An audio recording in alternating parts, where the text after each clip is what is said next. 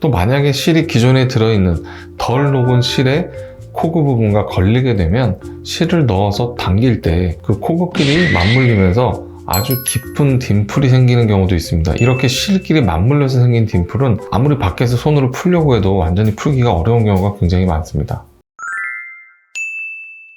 오늘은 실리프팅 재수술할 때 어떤 점을 주의하면서 수술하면 좋은지에 대해서 말씀드리도록 하겠습니다. 실리프팅 상담을 하다 보면 실리프팅은 해도 전혀 효과가 없거나 이 효과가 너무 지속기간이 짧아서 하는 의미가 없다, 아니면 실 자체에 대한 거부감이 있는 분들도 계신 반면에 1년, 2년에 한 번씩 꾸준히 실리프팅을 하러 찾아주시는 분들도 많이 계십니다. 제가 진료를 보면서 느끼는 점은 실리프팅은 정도의 차이만 있을 뿐이지 확실히 효과가 있기 때문에 실리프팅을 한 번도 안 받아본 사람은 있어도 실리프팅을 한 번만 받아본 분은 거의 없는 것 같습니다. 그리고 평균적으로 보면 해가 갈수록 실리프팅을 하는 병원도 점점 많아지고 이 실리프팅 자체에 관심이 있는 분들도 많아지다 보니까 실리프팅을 처음 하시는 분보다는 이미 해본 경험이 있는 분들의 비율이 점점 많아지고 있습니다. 이미 실리프팅을 해보셨던 분들 중에 최근에는 대부분 녹는 실로 실리프팅을 하기 때문에 실리프팅하고 6개월에서 1년 사이 정도의 기간이 지나가면 이미 넣은 실이 대부분 녹아서 한 번 더 실리프팅을 하는데 큰 지장이 없습니다. 하지만 실제로 실리프팅 재수술을 해보면 우리가 수술하고 흉터가 잘 생기는 분도 있고 잘 생기지 않는 분도 있는 것처럼 실리프팅 후에 6개월에서 1년 정도 충분히 시간이 지났음에도 불구하고 실이 지나갔던 자리에 조직이 단단하게 뭉쳐져 있다든지 실이 지나가기 어려울 정도로 흉조직이 남아있는 경우도 있습니다. 또 실리프팅하고 6개월이 채 되지 않은 아주 이른 시기에 더 부족한 부분의 교정을 원해서 오시는 분들도 계시는데, 이런 경우에는 실이 지나가게 되면 기존의 실이 느껴지기도 합니다. 또 실리프팅 재수술에서 어려운 점은 실리프팅, 레이저 관리, 피부 관리 등 꾸준하게 많이 받으신 분들은 전체적으로 리프팅이 필요하거나 처짐이 아주 심하게 동반된 경우보다는 부분적으로 아주 세세한 부분의 리프팅을 원하시는 경우도 있습니다. 자, 이렇게 실리프팅이 처음이 아닌 경우에는 몇 가지 신경 써서 하면 더 좋은 주의사항들이 있습니다. 첫 번째, 실을 넣을 때 단단한 부분을 실이 지나가게 되거나 기존에 있는 실의 코그에 새로 덮는 실이 걸리지 않게 실의 깊이나 방향을 잘 조절해야 됩니다.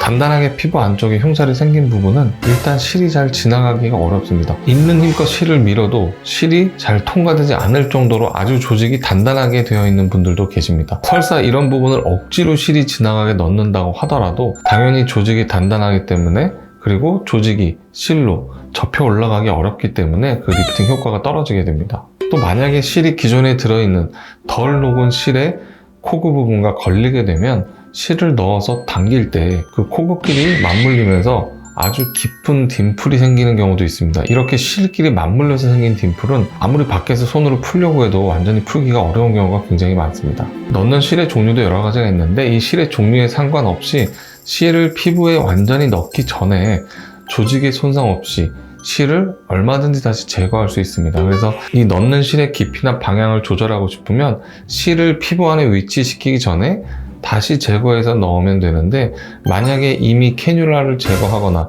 실을 밖으로 빼서 피부 안에 실이 잘못된 위치에 위치하게 되는 경우라면 실을 억지로 잡아 뺄 때 안쪽의 조직에 손상을 유발할 수도 있습니다.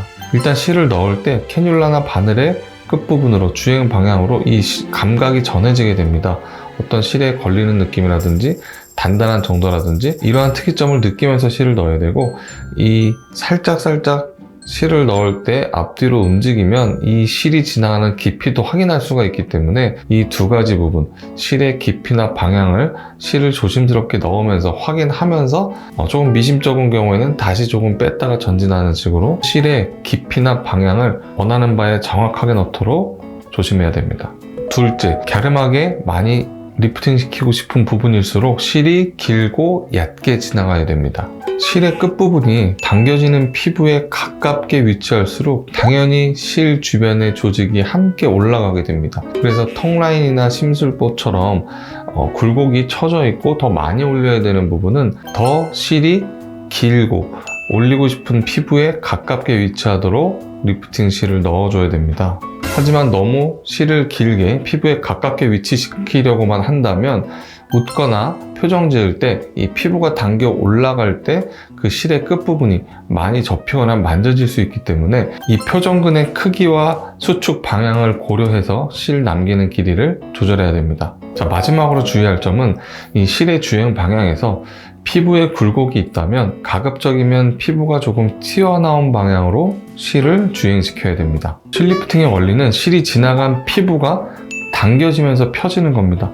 그러면 피부에 들어가 보이는 굴곡이 있다면 당연히 이 굴곡을 피해서 굴곡의 위아래를 동시에 당겨주게 되면 굴곡이 덜해 보이게 되겠죠.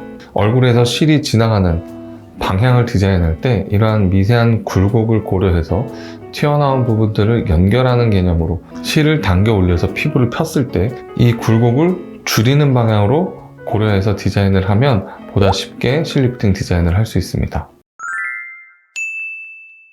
실 리프팅 재수술은 첫 번째 하는 수술보다 당연히 조금 더 까다롭고 신경 써야 할 부분이 많지만 이러한 말씀드린 점들을 고려해서 수술을 한다면 보다 부드럽고 매끈한 얼굴형을 만들 수 있습니다. 오늘 영상이 도움이 되셨다면 구독과 좋아요 부탁드리고 혹시 질문 있으신 분들은 댓글 남겨주시면 제가 확인하고 답글 남겨드리도록 하겠습니다. 감사합니다.